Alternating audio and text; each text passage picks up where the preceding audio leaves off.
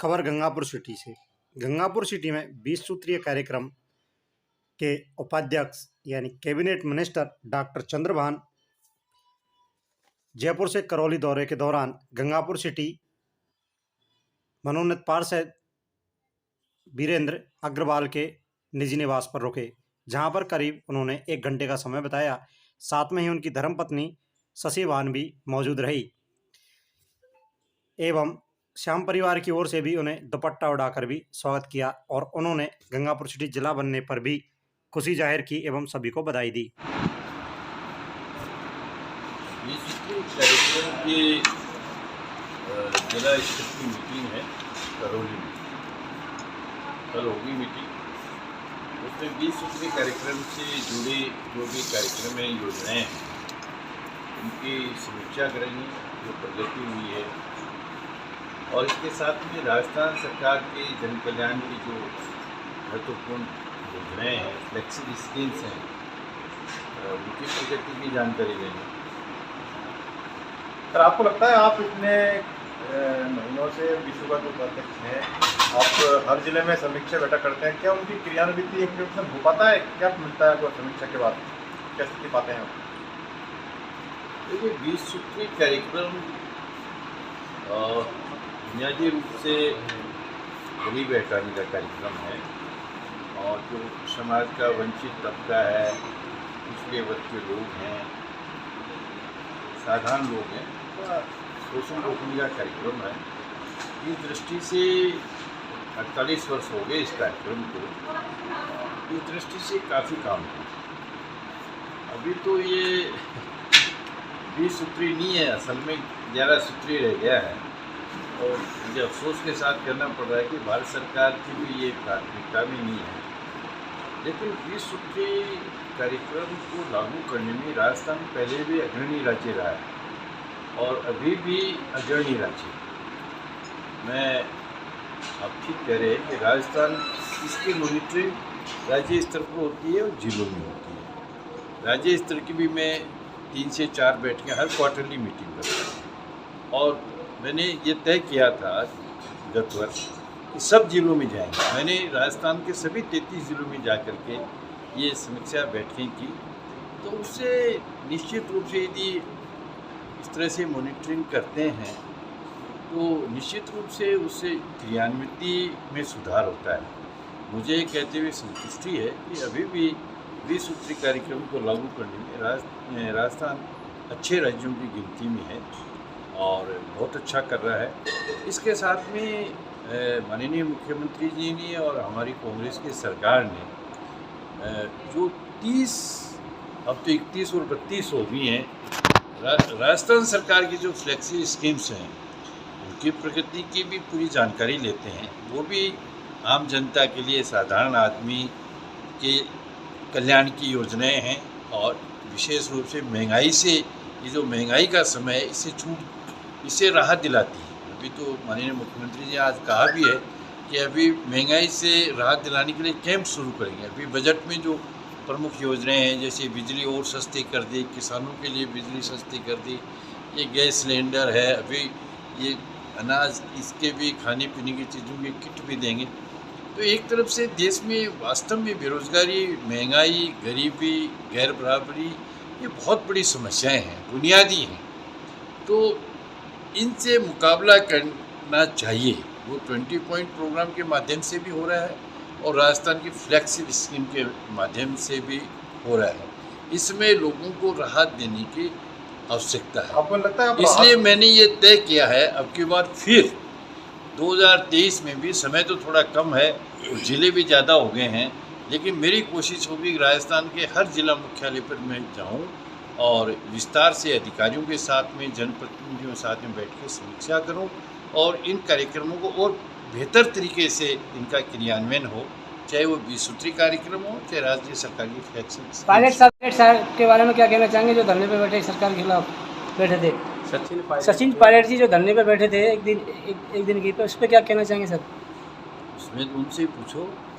नहीं, सचिन पायलट की ओर से जो अनशन किया गया था राज्य सरकार पर, जो कहा गया कि वसुंधरा सरकार कार्यकाल के जो भी घोटाले हैं उनकी जांच की जाए, जिनके मुद्दों पर वो सरकार में आए हैं, उस मुद्दे को लेकर वो अनशन पे बैठे, क्या उनका यह कदम उचित लगता है आपको, नहीं लगता?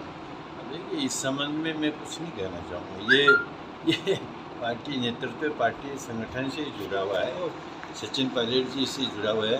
वो भी कांग्रेस पार्टी के वरिष्ठ नेता हैं, अध्यक्ष भी रहे हैं, उप मुख्यमंत्री भी रहे हैं।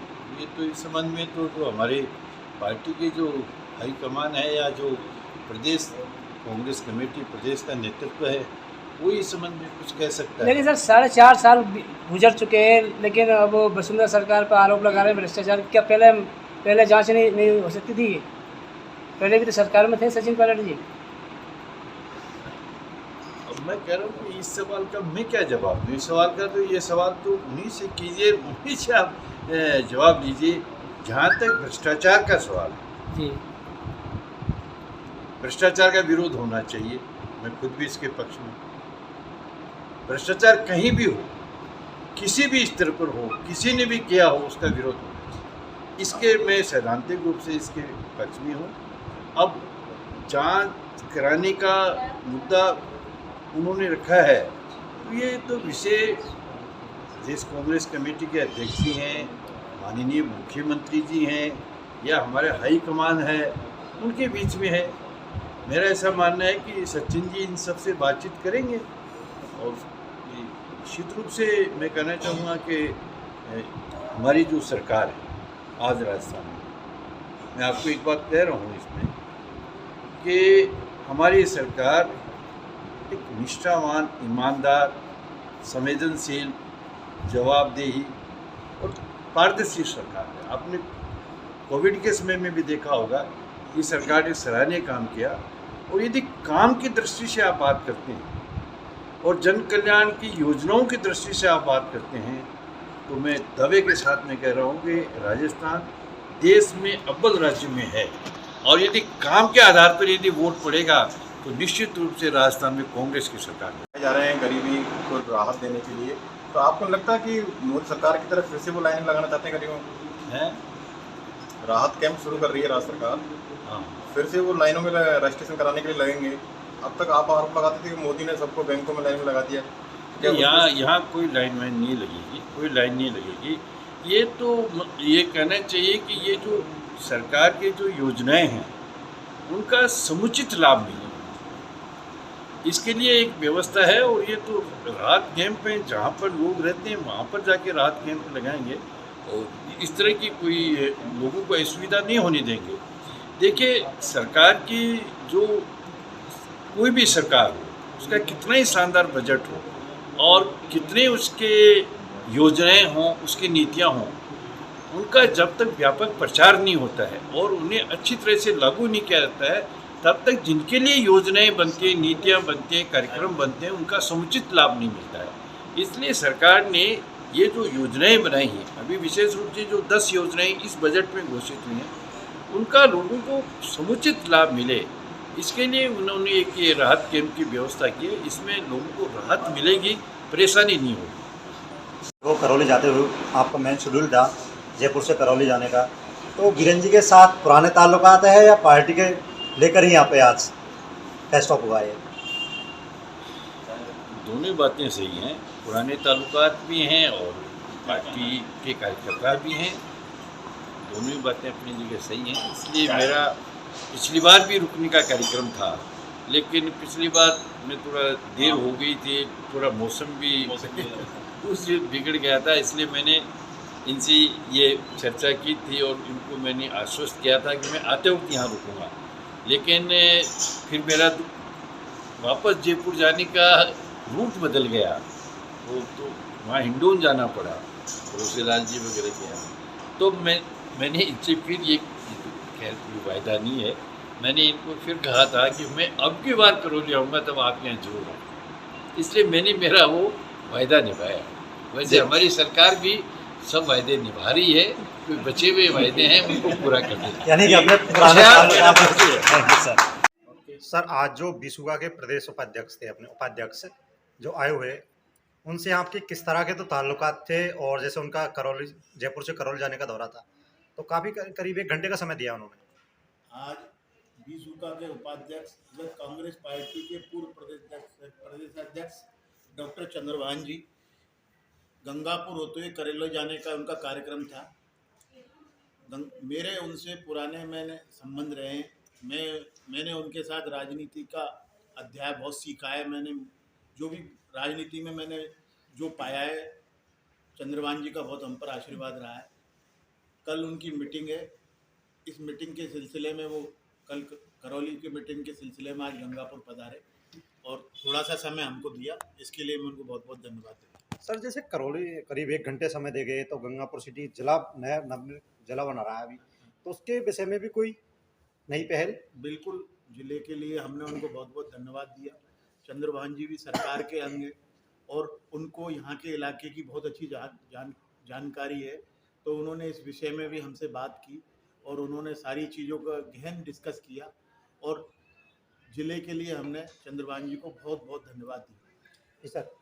कृष्ण कुमार जी, आप क्या कहना चाहेंगे? जैसे आप दोनों ही भाई, आप तो वर्तमान पार्षद भी हो, ये मनोनीत पार्षद भी है, तो एक कहीं ना कहीं सरकार का अहम अंग आप भी हो कांग्रेस की ओर से, और कांग्रेस से ही 20 सूत्री कार्यक्रम के जो उपाध्यक्ष थे वो भी यहाँ आए हुए थे, कैबिनेट मंत्री वर्तमान में, तो उनसे कहीं ना कहीं गंगापुर सिटी कुछ फायदा मिलेगा या गंगापुर सिटी के लिए कुछ नया आएगा? बिल्कुल बिल्कुल पत्रकार महोदय, जैसा कि आपको मालूम है, अभी हमारे विसुका के उपाध्यक्ष माननीय चंद्रभान जी आए थे, हमारे बड़े भाई साहब के, उनसे किस तरह के संपर्क है, किस तरह के संबंध है, ये तो आपने और हमने भी देखा है।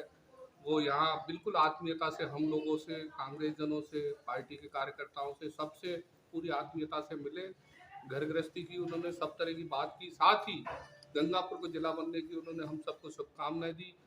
उन्होंने, उनके आने से क्षेत्र का तो फायदा होता ही है। हम लोग, हमारी कोई भी व्यक्तिगत जो भी मांग है जिले को लेकर या यहाँ की जो भी मांग है, उनको हम उनके पास रखेंगे तो वो जरूर पूरी होगी। तो कोई भी बड़ा कैबिनेट मंत्री गंगापुर आता है तो निश्चित रूप से उसका बहुत फायदा होता है।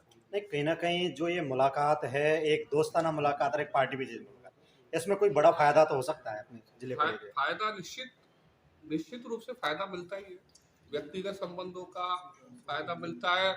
और उन्होंने हमारे क्षेत्रीय विधायक माननीय रामकेश मीणा जी की बहुत तारीफ की थी।